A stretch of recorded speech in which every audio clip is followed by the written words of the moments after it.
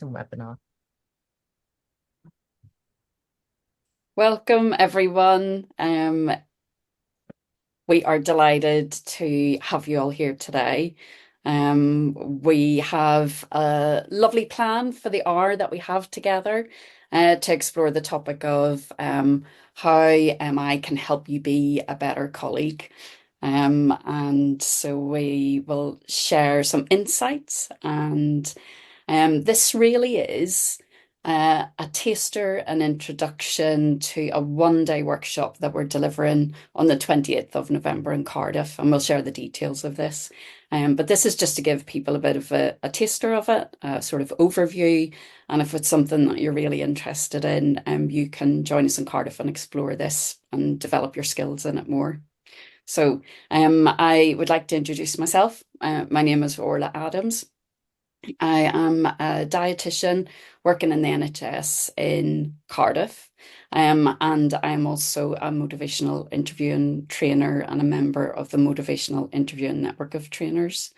I will introduce you to Angela, who is our manager and our coordinator and our overseer and our organizer and our friend. And you will have contact, you will have had contact from Angela, and she's here to look after you all. You'll notice on the bottom bar, there is a chat function and also a Q&A function. So if you have any questions, put them in the Q&A and we'll pick these up in the last 10 minutes. Any comments in the chat, let us know where you're coming from and joining from today. It's lovely to know where people are. So it might be morning, afternoon, or evening for you. So thank you so much for joining us. I'll hand over to Steve. Let him introduce himself. Hello, I'm Steve. I'm a retired clinical psychologist and medical school professor and co-founder of Motivational Interviewing, who retains an interest in well-being at work and how you can have constructive conversations. So hello, everyone. Hello. Thank you, Steve. We have tech support in the background as well, called Stefan. So if there's anything we need, we will call on him. And Angela will check the Q&A at times and sort of bring forward any questions. If you have unanswered questions and we don't get to them, these are things that I can pick up after the webinar and get in contact with people if you want to leave a contact email address or perhaps phone number. So let's get started. I have some slides to share, so I shall go into a screen share.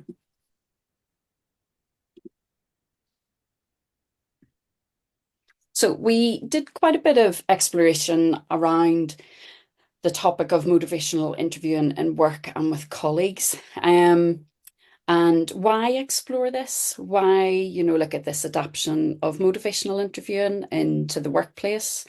In an average life, people will spend around 90,000 hours in work. So it would be nice if it's quite enjoyable and we make connections with people that we're spending quite a bit of time with. And if you're like me, you'll perhaps stay in a department for most of your career. I've been in Cardiff and Vale University Health Board now since 2001. So I've formed deep connections with my work colleagues and thoroughly love working there. Our plan for this session today is, like I said, to give you a bit of an overview of motivational interviewing and how it can help you be a better work colleague. Myself and Steve are going to share some of our stories, sort of what brought me to motivational interviewing and how it has helped in many areas of my life. How listening and effective listening builds connection with people, the skill of affirmation, really seeing strengths in people, their efforts and abilities, ways of offering information and advice in a really helpful way, and then finishing off with some questions. I've also got a colleague here who I've known only for a year, but I've been pretty inspired about how they have adapted motivational interviewing into their work with colleagues. I hear it, I'm hearing it all the time, and I've been on the receiving side as well, so I've experienced it. So I've invited them to come and share a little bit with us today. So our stories, I'm gonna go first. Isn't that right, Steve? Yep. I know we changed it up. Yes, Yep. Thank you. pleasure. Um, so I came to motivational interviewing back in 2006, and it was primarily to improve my clinical work in supporting people with any change around weight, lifestyle, and health behavior. I was feeling quite frustrated and felt ineffective in these conversations I was having. And as I started to learn and develop motivational interviewing within my clinical practice, I then began to notice how it was helping in conversations in other areas of my life, particularly with my work colleagues. I noticed that I was using reflective listening with them. They may come back from clinics or groups and feeling a bit frustrated or had a difficult consultation. And I noticed that I was starting to use attentive, reflective listening with them, empathic listening. Um, and the conversations just felt easier. I stopped jumping in with the fix and reflex and how they could make things better and what they should try to do things in a different way. And it built connection. MI has been helpful in my personal life, in conversations with family and friends. In fact, I can't think of an area where it isn't helpful to me in some way. Not all my conversations with colleagues are around growth and change, which is what MI is about, but certainly the skill of reflective listening and shifting away from the fix and reflex has had a huge impact. Um, so that's where I am now, where I notice and I'm very aware of all my conversations with people. And I certainly become aware of when I fall into the fix and reflex. I hear myself say it and think I need to step back from that. So I have this awareness. It doesn't mean all of my conversations are really good reflective listening or I'm using motivational all the time, but certainly self-awareness has grown and I feel more comfortable being very self-aware about what's happening in conversations. So that's my story. I'll hand over to you then, Steve. That's a very lovely and smooth sounding story when I think about mine, which was more rocky in many ways. But I'm very struck by what you said about conversations feeling easier. That's certainly what has brought us to this webinar today. But it feels like I fell into motivational interviewing by a series of mishaps and lovely coincidences.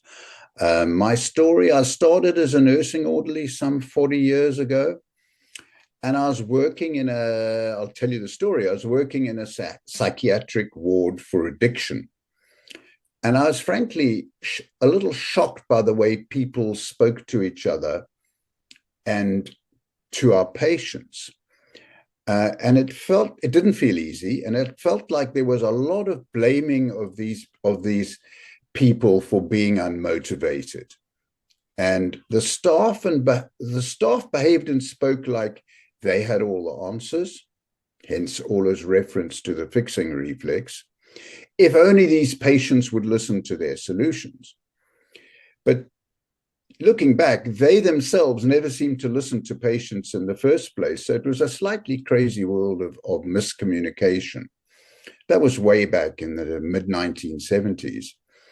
But in around 1982, I came across William Miller's first paper on motivational interviewing, and all sorts of bells started ringing, and it changed my clinical practice. And I noticed that people were much more motivated if I showed them respect as human beings. And instead of telling them or persuading them what to do, I asked them why and how they might change. And then, by the weirdest coincidence, I went to Sydney, Australia to do a PhD on this motivational interviewing in healthcare, which is where I was thinking of going.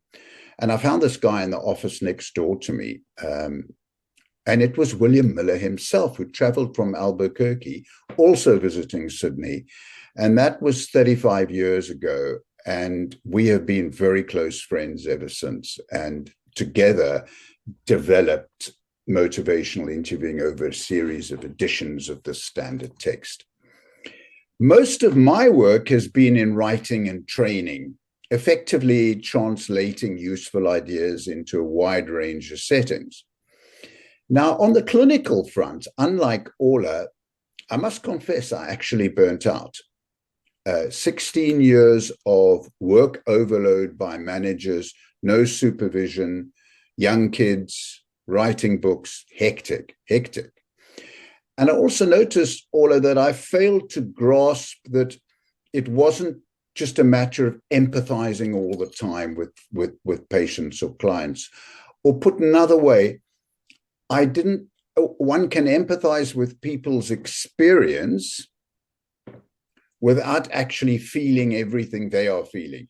So that was a big lesson for me, and that's something we can unpack perhaps today or in the workshop. But now, with the benefit of age and hindsight, I can see it all much more clearly. Let me try and put it this way, Orla. It's helpful to start by taking a good look in the mirror, so to speak, and being aware of our feelings, our well-being, our attitudes, and the way we speak to others. So being a better colleague starts with us, and that's fundamental. But then, as you've said, Orla, and I share this, I completely share this observation, learning to listen and trusting that others have wisdom that's worth tapping into, that's where MI came from and where it will always be most useful. So maybe we can unpick that later. But I've retired now and I work in sport, which I love, but that's another story. That's my story, Orla. Oh, thank you, Steve. And how lucky are we that you and Bill were in Sydney at the same time together, and Emma came from there. So yeah, and something that you said that resonates with me. I went into MI workshops to learn a set of skills, how I would say things, the words I would use. I never walked in thinking it would change me and make me look at myself, what I was thinking, my judgments. And that is the impact it's had across the board in conversations with everyone, really. So it's more in the shift in how I am rather than the exact words that I'm using. And I know a lot of people who are joining us today have done a lot of MI and you've got maybe so much experience with it and training as well. But we want to find out. There might be a mix of people in the room. Sometimes for some of you, it might be the first time you've come across it. So we have a quick poll. And we're just curious, myself and Steve, we're just curious about what prompted you to join this webinar in particular. So Angela's going to bring up a poll. There are 4 choices in the poll. Do you need me to stop sharing, Angela? I know that's fine. You carry on, Orla. We can launch the poll. Okay, thank you.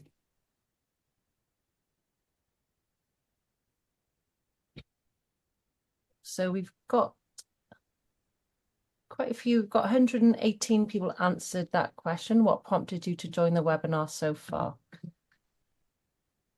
So, top answer is, I'm curious about motivational interviewing. So 43 or 30%. Sorry, that's the second answer. Top answer, I am developing my MI skills. And then I want to improve communication with my work colleagues. And 4%, Steve and or Orla made me. So there's a real mixture, but primarily what has brought people here is that curiosity about learning about motivational interviewing. Maybe something has prompted you to join this as your first step into it. And there may be comments in the chat. I'll have a check in with those at some point today. So yeah, but sorry to those who felt forced to come, but I know some people who might have. So Hugh being one of them, sort of being brought along today. So thank you for completing that. It's helpful to get an insight in what brings people here.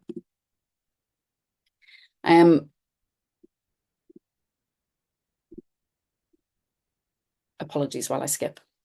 So thinking about the story that you told, Steve, about what brought you to motivational interviewing and the origins of it and this work that yourself and Bill were doing together and the definition that you both came with in the 4th edition of the book that motivational interviewing is a particular way of talking with people about change and growth to strengthen their own motivation and commitment.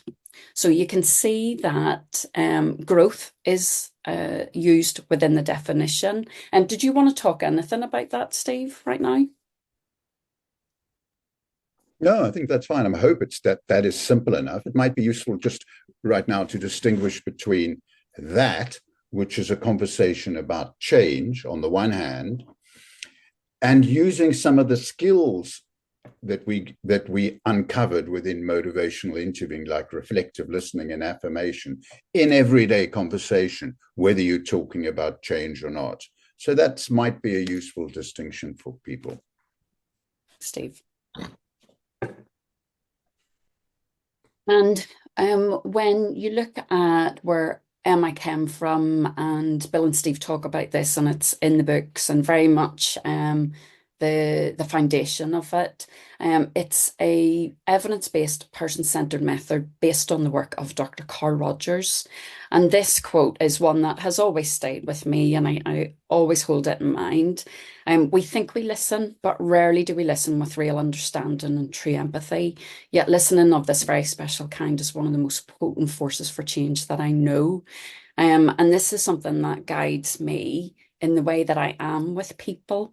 I noticed I was having a conversation with a colleague last week and I was slightly distracted. And then I noticed I was distracted. I wasn't quite hearing their words. I had sort of detached from the conversation. And it was in that moment saying to myself, bring yourself back here, listen to the person. They're the important part of this. So true listening is a skill. And it's something that if you read any literature around leadership, in particular, the guide is to listen to people, to listen to your colleagues, to listen to your employees. But it's a skill that takes time to develop. So MI is a way of being with people. It has a spirit, heart set, and intention. It's not just a set of skills. And in fact, you can be coded and you can witness and observe all of these core skills, and yet without the heart set or mindset or way of being with people, the spirit of, the way you are, and coming with empathic listening and acceptance for people and a non-judgmental approach and compassion, if that's missing, it doesn't work. It doesn't have the same effect. It's a person-centered method, and also it views people for their qualities, strengths, efforts, and abilities. And they start to shine out of people. And when I say about working with colleagues and starting to notice the efforts, the strengths, abilities, and qualities that they each bring to the work that they do, and starting to highlight those to them and sharing them with them. What happens in listening? Say we have a dilemma, or we're struggling with something, or perhaps we walk into work and there's something else going on in our lives. It can feel like a bit of a mess. It can feel like a jumble in our minds. When we feel two ways about something, about a change or about steps forward, these thoughts get mixed up. We can think about reasons to change and the benefits we get. And alongside that, we can think about things that would get in the way and barriers to the change and the downsides, the effort of making change as well. So it feels like a jumble. And when we feel like that, we often detach from the thoughts around it, or we just can't see a way forward. When we sit with someone and they truly listen to us and they're focused on us and helping us to hear our own words, this ambivalence starts to become less messy. It becomes more organized in our minds. And certainly when I talk with people and there's a lot going on for them, I can hear them express many different ways about how they're feeling and about the struggle they have, or how they move forward with something. They just can't see the way out of it. And I'm reflecting back in a certain way, and I'm reflecting back certain things that they say. They feel they have clarity. It's like there's now the space to think about the way forward. And very much over the last couple of years, I've heard it said a lot, you know, MI is like getting out of people's way. How we are with people, how we reflect and we listen, and how we offer back the words that they tell us. And we organize the two sides of the ambivalence and present them alongside each other. So clarity is a huge thing. What gets in the way of listening? And we've mentioned it already. The fix and reflex, this urge to want to help people, it comes from a good place. It's our desire to help people out of feeling stuck. And so somebody might be sharing a struggle that they have, and in our mind, we're already thinking, I have the solution. What you need to do is, what I think you should do is. And that blocks us being able to hear people speak and really understand their perspective. And it will sound like the fix and reflex comes out as, well, what you should do is, or what you need to do. Often what you hear in response to unsolicited, well-intentioned advice is the yes, but. And so what people do is they voice their other side of ambivalence, the reason not to change, the things that make it difficult about taking steps forward. And so fix and reflex gets in the way. And I mentioned earlier about the biggest change I've made is to become aware of when I'm thinking it and to manage it. It's always there, but I can quieten it down and refocus my mind onto other things. Are there any thoughts you have at the minute, Steve, or things that you want to share? No, I think you're doing really well. I can see Thank some questions coming up in the chat, but I think it's useful to hear you give an overview of motivational interviewing, and let's roll on, because I think we're going to have some really interesting discussion about what this all means in organizations. So let's roll on. Brilliant. Thank you, Steve. So you know, you might have the question, well, what does good listening look like? I I was being recorded for some videos within a project we're doing in work, and I was watching this video on Monday, and I seen the look in my face. I was in a really tough conversation. I'd been, you know, set up to demonstrate a really difficult consultation with a patient, and I thought, if I walked into a room and seen that look on someone's face, I'd run a mile. This is me deep in concentration. It's almost like I'm feeling it with them. I'm feeling their struggle and their upset and their anger. But yeah, I probably want to work on my facial expressions and certainly have maybe a more of a relaxed. But I was thinking about, I walked into clinic shortly after this, and I actually have quite a bit of fun with people. So I'm not always so serious and stern looking. But certainly empathic listening is where we're really connecting with people.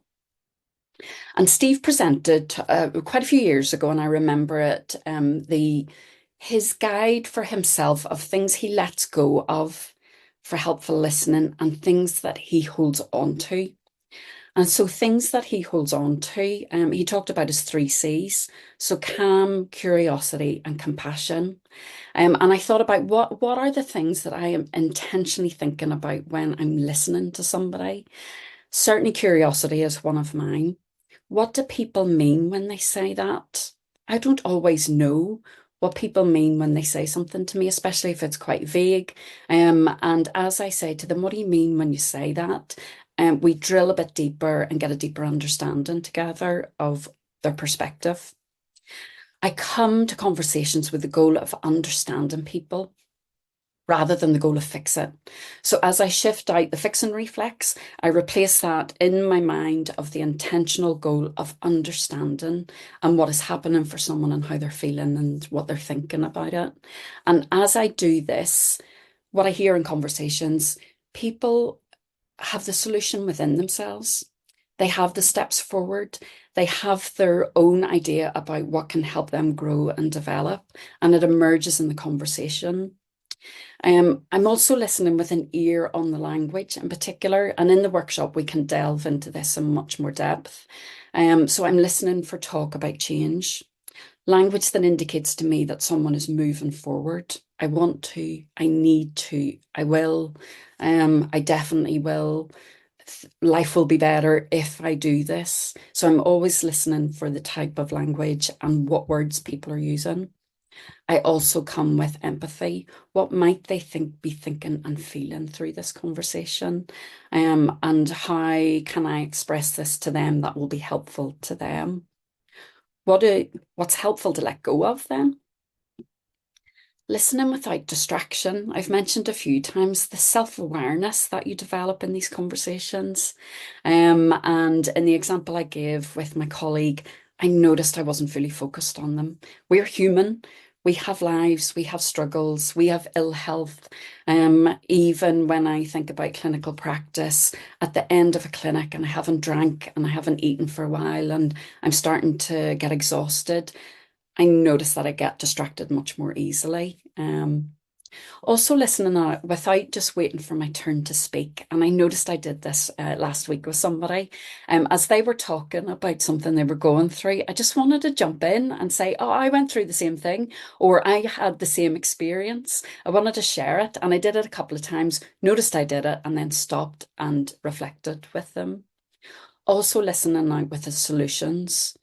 What ideas do you have within you? What are your thoughts about what you can do to take steps forward? What ideas have you got? Also listening without judgment. Accept this person and focus on their strengths, abilities, and qualities. I find it quite difficult to admit that early in my practice and before coming to MI, I was definitely judgmental. And I just accepted that that's the way I thought about things. I didn't challenge myself on it. And MI over all of these years has really helped me change this, be aware of it, accept people for who they are, where they are, and how they live their lives.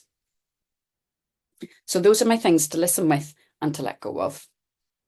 So here's a conversation between two colleagues, prompted simply by the question, how are you getting on? The person says this statement, and you'll see a mixture of language around change and against change. I'm not sure if I'm feeling challenged anymore. It feels a bit repetitive now, and I can't see that there are many opportunities coming up. It feels like I'm going through the motions, and I think I'm losing my love for it. I've been looking for other jobs, but I don't really want to leave here. It's close to home and it works well with family life. The fix and reflex will come in with this type of response. Well, you probably need to go and speak with the team lead. Let them know how you're feeling. I'm sure there'll be some opportunities coming up in the future. Now, while being helpful and the intention is to be helpful and to try to understand somebody, the fix and reflex has got in the way of letting this person know what I've heard them say. So they will start to have a number of thoughts enter their mind in this conversation, particularly after they hear the response. They might be thinking, I can't speak to the team lead. I haven't got a good relationship with them. They'll tell me there's opportunities coming up, but I don't really believe that because I know that things are limited right now. It sort of feels like this might fall on deaf ears. So we can be intentionally trying to be helpful, but what's a more helpful response? How do we let someone know that we hear them and we're trying to understand where they're coming from and we're giving them back certain language that highlights where their love and passion is, where their change talk is? So empathic listening will respond with this. You want to feel challenged in your work and you don't want to lose your passion for it.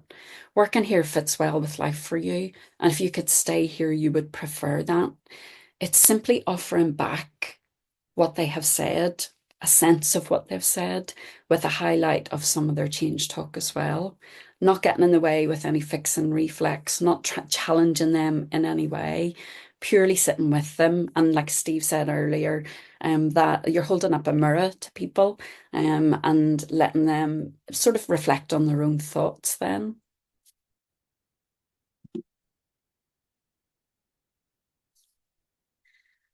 So I'm just looking at the time. So we're at past. We've got a couple more things to do, and then we can hand over to sort of invite my colleague forward and hear their words. the last couple of things that I'll present to you, and we can delve again into these deeper in the workshop, the skill and core skill of affirmation from motivational interviewing. And this is noticing and then acknowledging and highlighting any strengths, efforts, qualities, and abilities, also appreciation for people. And this helps to shift away from the fix and reflex. So if I was to give back an affirmation of a person's strengths, similar to what the person has said to me, and I'm responding to them, you're so passionate about your work. It's important to you that you're doing the best you can. An efforts affirmation, you put so much thought into that. That must have taken a huge amount of time and concentration. Qualities, you're creative and you always come up with great ideas. Appreciation, thank you for telling me what you're going through. We value people when we listen to them, and we value them again when we offer affirmations to them. This builds self-efficacy within people. When I use it in clinical practice and with colleagues, I observe a lift in them immediately. It has an impact. I have a colleague in the office, I don't know if they're here today, but listening to them on the phone with patients is one of the most inspiring things I think I've heard for a long time. Their warmth, empathy, how well they listen in a very brief conversation is fantastic to hear, and I let them know it. I did it privately. I didn't do it within the group environment. I contacted them afterwards and said, listening to your conversations are inspiring, and the skills that you use, and how I can hear how patients are responding to this on the other side. And so use an affirmation for my colleague in the work and the effort that they put in to have helpful conversations with people. What else is helpful then? If we're moving away from the fix and reflex, you're not stepping away from giving advice and information. Sometimes we need this. And Steve, you might expand on this, Steve, but certainly you sort of felt there was a move away from people feeling they could offer anything at all. And it was all about eliciting from people the ideas and solutions that they had within themselves.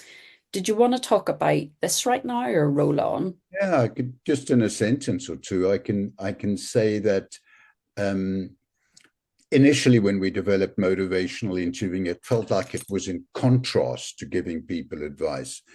And the developments over this period of decades and also observing practice, supervising, training practitioners and people has led me to a very different conclusion, which is that it is possible to integrate motivational interviewing on the one hand with quality advice giving on the other. And that's what this framework on the slide is designed to clarify.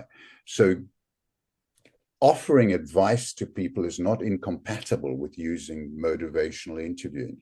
Dumping it on them in an insensitive way in the absence of listening is incompatible. How's that? Love that. Incompatible. Yeah, I love that. You can offer advice and information and guidance and ideas to people, but you're not dumping it on them and you're not forcing it, and it's certainly not unsolicited in any way. So there is a framework that has spanned my whole life. I do it with everybody, I think, intuitively now, sometimes without even thinking. It's an automatic way to work now. And the first step is just asking permission. So I can ask permission, or I can find out what somebody already knows. Saves me a hell of a lot of time and conversations. Would it be okay if I tell you a bit more about that? Or I could share a few ideas with you if you want. What have you been told or heard about that already? And so this first ask is the engaging part of the conversation where we're starting the process of offering information to people. They offer then small amounts of information and advice with space for the person to consider it. And that's the biggest part of what I've noticed in all of my conversations, that I give a little bit and I give them time to reflect and think about it. And then we build on it to the point where they feel like they've got enough, or they're starting to ask me more questions and more ideas. And so all approaches around helpful advice given, when I'm with colleagues and maybe they've got a bit stuck in their practice of MI, I'm not going to jump in with a fix and reflex. I'm going to use motivational interviewing, the ask, offer, ask framework to say, well, what could I do to support you now? Or what could we reflect, what could we refresh now that might help you develop this further? So it's always a two-way conversation. The final ask, and this is often the part that can get missed or forgotten about at the end. How does that sound to you? And what are you thinking now? And these are just some of the ways to present this to people. In the one day workshop and in all of the workshops we do, we expand this, go into more detail and look at many examples of this across education, sport, health, work, even family life. So the ask, offer, ask framework, really helpful with this. So it's brought me to the end, 25 to 5. It's brought me to the end of the content that I was going to share today. And what I'll do now, let me stop sharing the slides. So I mentioned at the beginning that I invited a colleague, so I can see you there, Hugh. I invited a colleague and I did it for a reason because we were on the topic of MI and work.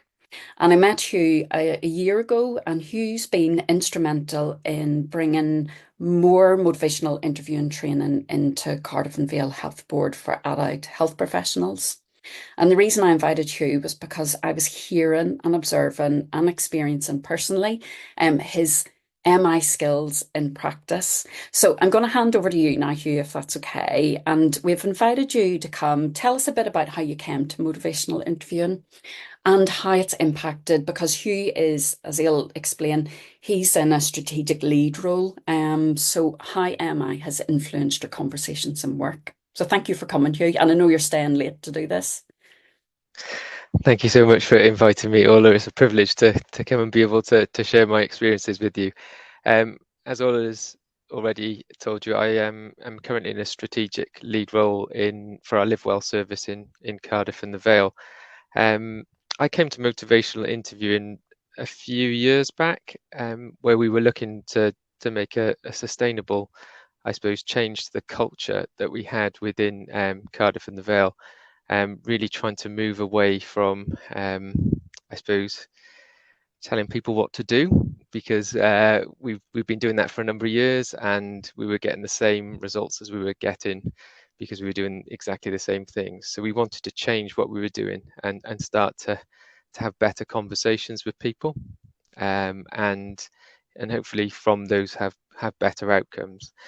And I suppose being curious as to how that works within the clinical environment, it kind of led me to sort of think about, we could be using this in multiple different environments really, and we could be using this to support our staff to make better choices around maybe how they saw their career framework and what they wanted to do and how they wanted to develop.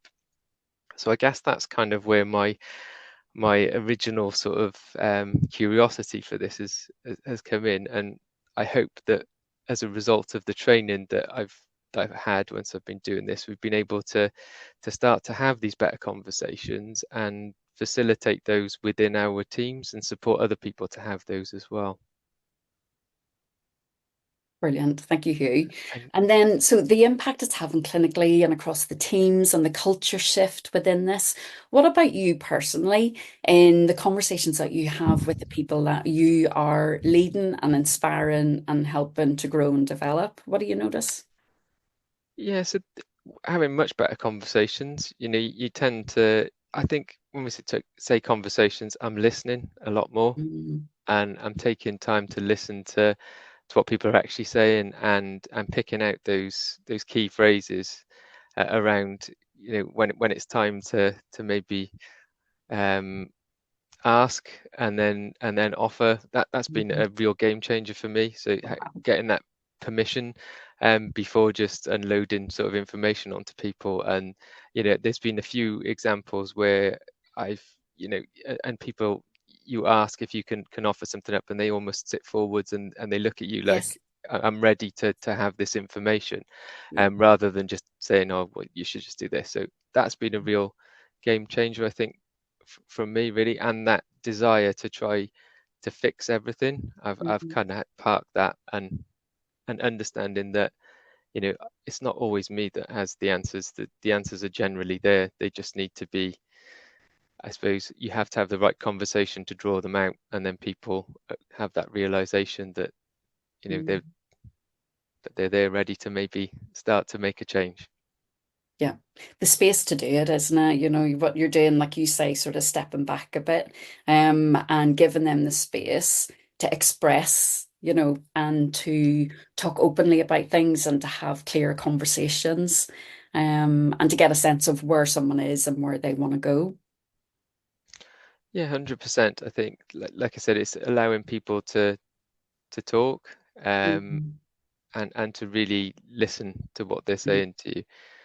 But also, I think one of the other really useful skills has been learning how to summarize what people are saying to me, so that I can make sure that I'm understanding what it is that they're saying, and then so you're reflecting that back onto them. But then also, yeah, allowing people sort of like and check in that it is what I'm hearing is what they're saying to me as well, so that I'm not getting it wrong and not jumping to conclusions and not trying to fix something that maybe doesn't need fixing. Yeah. So when you think about it from that respect, you know, there's real clarity in the conversation. There's reduced miscommunication, and both people know where you are in the conversation. Thank you so much, Hugh. I'm so glad you come on to share that. And I would say that's the other thing you haven't mentioned is that you're really skillful at affirmation, because that's what I've been on the receiving side of, and it has an impact. So, and you do it so genuinely. I think that's what stands. You don't do this in a manipulative way or to just because you think you should. You do it really genuinely, and it does impact. And I can hear it, you know, when I'm in the office. So, thank you, Hugh. Thank you for Thank coming. you. Steve, did you want to add anything? Who's that guy? I've never met him. He's like a living example of a good leader. Yeah, exactly. You know, one thing to be a good manager, but there's a difference between a manager and a leader. And a leader knows how to listen. And then you've invested in that listening, can then provide people with direction. So, Hugh, that's awesome. Thank you so much for coming on. Fab. Thank you so much. So we're now coming up to 5:45. And I'm wondering about, I've just had a quick dive into the chat, but what about questions? Does it feel like a good time to have questions then, Steve? Yeah, it is. I've been trying to kind of address some of the questions as we've been going along. And some of them are quite tricky, but because they require thoughtfulness and a little bit of time to answer. I just wanted to say one thing about MI is not the solution to culture change. But I think if you listen to somebody like you, what he's saying is that it's possible to light fires from the little fires from the inside of an organization based on his grasp of motivational interviewing, which shone out of him so strongly. And that can improve the atmosphere in an organization. But you can't sprinkle MI down on top of people in an organization and imagine that the culture is going to change. It requires leadership, and it doesn't address every issue. And I noticed some of the comments have been about what happens if there's conflict in the organization? How do you deal with that? And I think what we've been trying to do in this webinar is talk about how you can develop in such a way that the conflict, in a way, is minimized or doesn't happen. But where it does happen, folk might be very interested to learn about a restorative approach. A restorative approach. You can look that up in education. There they've got some quite specific techniques that leaders can use and managers can use for resolving conflict in an organization. And I've seen that live in quite a few settings. I wonder what else, Orla? I've just seen a question come in there from Darren. It's an Yeah. interesting question, Darren. You're currently having difficult conversations at work with a more senior colleague who is not practicing in an MI way. How do you stay in motivational interviewing when the conversation feel like it's being railroaded? So it sounds really challenging for you and trying to sort of manage that and how you're feeling within it and what you're noticing. I don't think there's a quick answer to it. And certainly these are the examples that we're going to take to the workshop and work our way through. But we can give some thought and I can respond to that afterwards. And Darren, off the top of my head, I know that scenario. I think we all do. Simple, quick fix. You know, I get to wonder, Darren, reading your question about the value of having a conversation about a conversation. But this is with people who are senior to you, and you might not be in a position to do that. But I frequently, in working with people that I mentor and help, check in with them about how they feel the conversation's going, rather than feeling like I've got to have my head cluttered with cleverness to navigate my way through what seems quite difficult. But I dare you, Darren, it's not so easy to do it to a manager. But what would happen if you said, can we just stop here? Can I ask you, can I tell you how I'm feeling in this conversation? And I wonder how you are. You've got to be bold, Darren. I wish you luck. Thanks, Steve. But we'll deal with this sort of thing in that one-day workshop. Yeah. Yeah. There's also a question, it's more of a sort of consultation thing, but I can imagine it comes from any type of record keeping across work. And maybe you're keeping developmental records for staff as well. Any tips on the use of MI within consultations, also needing to write records? I can share a couple of things that I found helpful over the years. The more attentively I'm listening, the more I retain when I come to write my records, and I write quick notes before I do the more in-depth one. And the other thing is the respectful question and highlighting to people, would it be okay with you if I wrote some of the, some notes while you're talking to me, just to make sure I don't miss anything? So the permission question is so helpful in collaboration and working together with people, highlighting that you might be going into a series of questions. Would it be okay with you now? There's a series of questions I'm going to have to ask. It might feel like an interrogation. So permission is such a helpful question to lead into many of the things that might have to happen in conversations then. So I hope that helps a bit. Any other ones that you're seeing, Steve? Super. And Orla, can I? There's somebody who's anonymous, and it's a fascinating example you present, which is essentially I'm talking to somebody about staying in the job or leaving, and I've got an investment in this. Okay. And how do I navigate that? Because, and all I can say here is think about being transparent and authentic with the person and being clear about what your investment is and what you'd like. So I think that can help. Also, bear in mind that motivational interviewing, one of the main elements of the spirit of motivational interviewing is compassion. So you're in a safe place and space with somebody if it's compassion that's driving the conversation that you're having with them.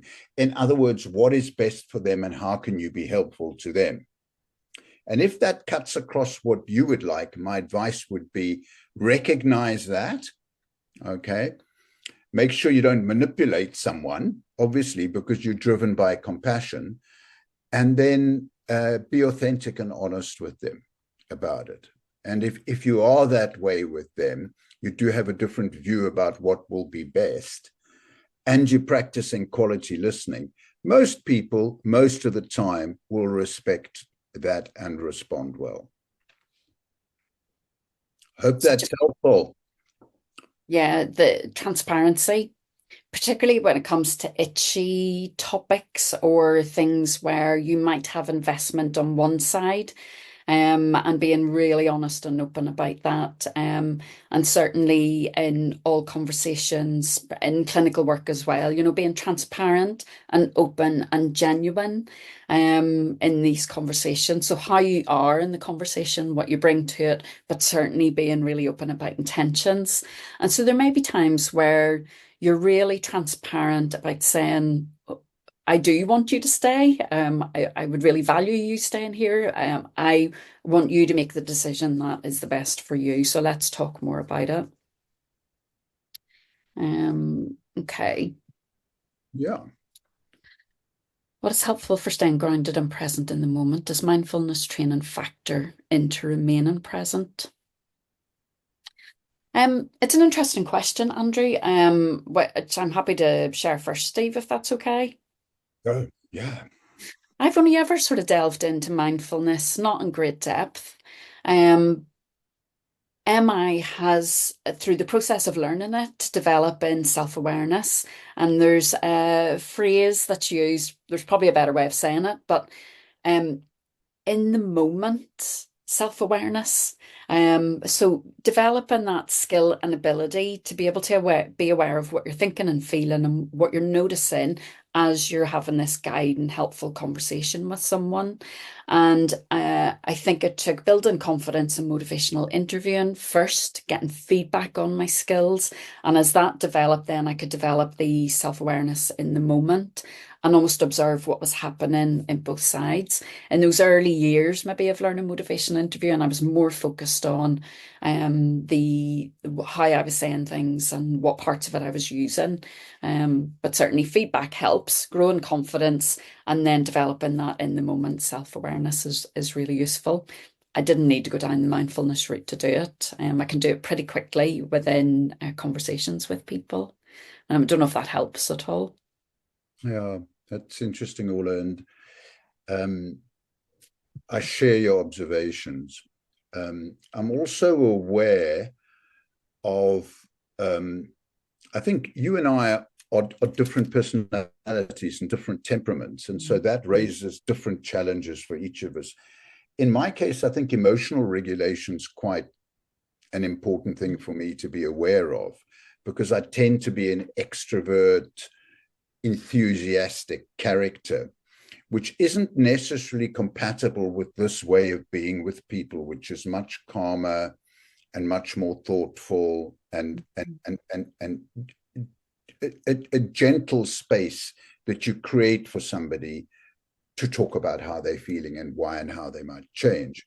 So for me, I can feel very mindful, but I think the bigger challenge is emotional regulation, which has, you know, if I'm unregulated, I can mess it up. And so that's a lifelong challenge for me with my temperament, which, you know, I more or less get right. But I think as with motivational interviewing, it's a mistake to imagine that you've got to sprinkle mindfulness over an organization and bing, the culture is going to change.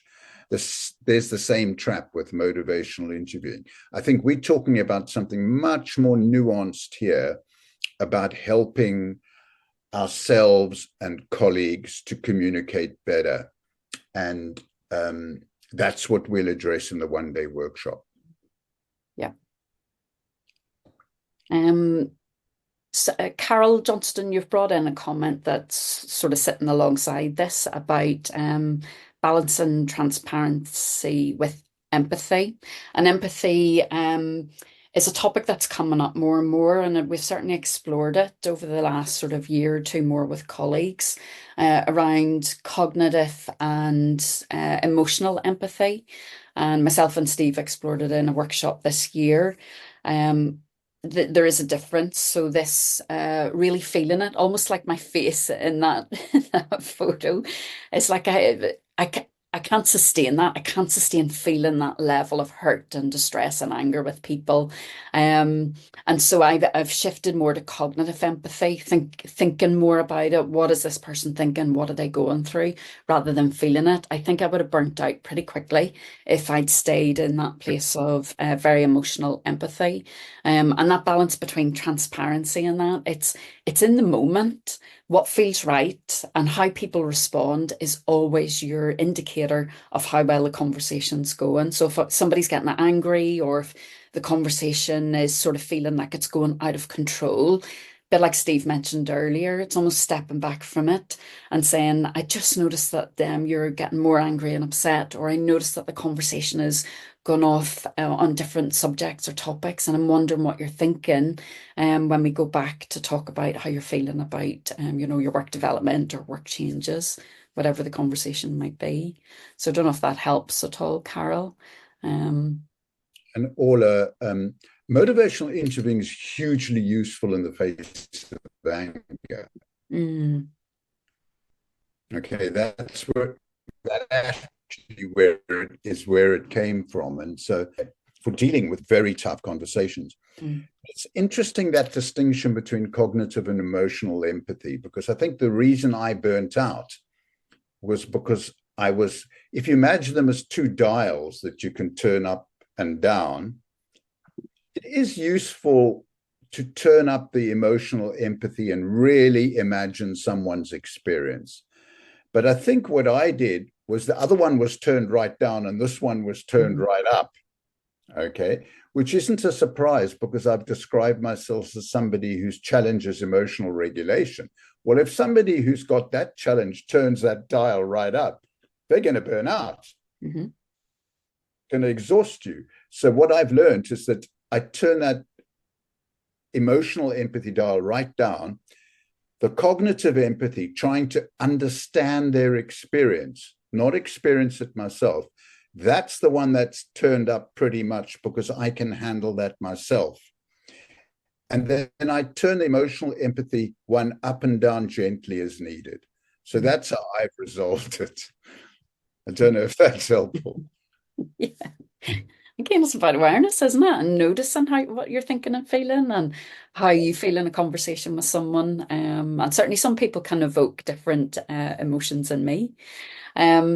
So we're down to the last 3 minutes. I want to say a huge thank you to everyone for joining us. I went into the chat. I can see people have come from all over.